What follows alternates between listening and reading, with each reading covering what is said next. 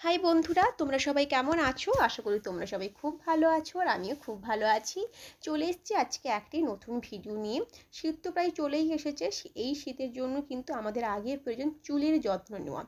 এই শীতে কিন্তু আমাদের চুলে প্রচণ্ড খুশকি হয় আর প্রচণ্ড কিন্তু চুল খসে পড়ে। তো এই জন্য আমি আজকে একটি তেল তৈরি করছি। এই তেলটি তৈরি করার জন্য প্রাকৃতিক যে উপাদান সেগুলি আমি নিয়েছি: জবা ফুল, কারি পাতা, কালো জিরে, তোমার অ্যালোভেরা, পেঁয়াজ আর নিয়েছি কি নিম পাতা।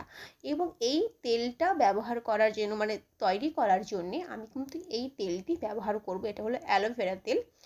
তোমরা যে তেল ব্যবহার করো তোমরা কিন্তু সেই তেলটাই কিন্তু তোমরা নিতে পারো। তারপরে আমি এই পাত্রে তৈরি করব।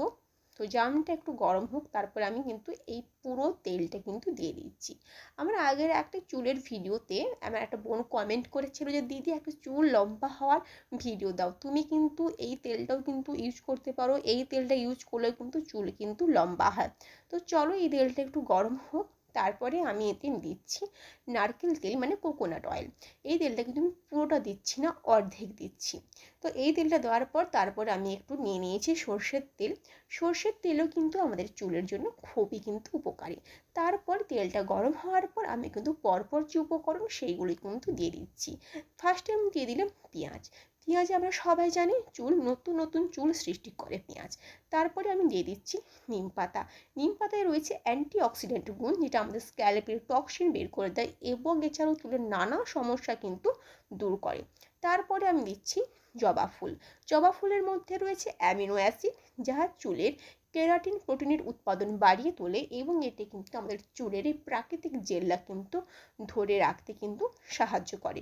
তারপরে আমি একটু দিয়ে দিচ্ছি কারি পাতা। কারি পাতাও কিন্তু আমাদের চুলের জন্য খুবই কিন্তু উপকারী। তারপরে আমি দিচ্ছি এখানে তোমার মেথিতে রয়েছে প্রোটিন এবং নিকোটিনিক অ্যাসিড, যা চুলকে বৃদ্ধি করে। এছাড়াও কিন্তু চুলের তোমার কি বলে রক্ত সঞ্চালনে সাহায্য করে, নতুন চুলের কিন্তু বৃদ্ধি হয়। তারপর আমি দিয়ে দিচ্ছি কিন্তু কালো জিরে। কালো জিরে দেওয়ার পর এটা একটু হয়ে যাওয়ার পর তারপরেই কিন্তু আমি দিয়ে দিচ্ছি কিন্তু অ্যালোভেরা। অ্যালোভেরা আমাদের চুলের নানান সমস্যা যেমন ফ্রিজি চুল, নিস্তেজ চুল এবং তোমার খুশকির জন্য কিন্তু আমরা কিন্তু অ্যালোভেরা ব্যবহার করতে পারি। এবারে কিন্তু প্রতিটা উপকরণ দিয়ে ভালোভাবে 15 থেকে 20 মিনিট ভালোভাবে কিন্তু তেলটাকে আমরা ফুটিয়ে নিচ্ছি।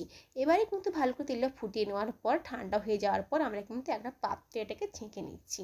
আমার এই তেলটা হয়েছে, এই তেলটাকে আমার দুটো ভাগ করতে হবে, কারণ আমি অর্ধেক নিচ্ছি আর অর্ধেক দিদি তার বাড়িতে নিয়ে যাবে, এই জন্য দুটো ভাগ করতে হচ্ছে। তো যাই হোক, এই দেখো এই যে তেলটা আমি এতটাই পেয়েছি তেলটা। আর এই তেলটা কিন্তু তোমরা মাঝে মাঝে কিন্তু রোদে দিয়ে রাখবে, দিলে তেলটা কিন্তু আরও খুব উপকারী হবে। মাঝে মাঝে তেলটা রোদে দিয়ে রাখবে। তারপরে আমরা কিন্তু এই তেলটা ইউজ করব। তো আগে আমরা এটাকে ব্যবহার যে করব, আমরা পুরো মাথায় স্ক্যাল্পে এটাকে ভালো করে আমরা নিয়ে নিচ্ছি। মাথার পুরো স্ক্যাল্পে নিয়ে নিচ্ছি।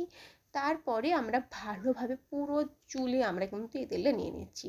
এবং এই তেলটা নেওয়ার পর তারপর তোমরা যদি ম্যাসেজ করো মাথায়, ম্যাসেজ করলে কিন্তু চুলের অনেক উপকার হয় এবং আমাদের রক্ত সঞ্চালন ভালো হয়। আর চুলের পক্ষে ম্যাসেজ করা অনেক ভালো।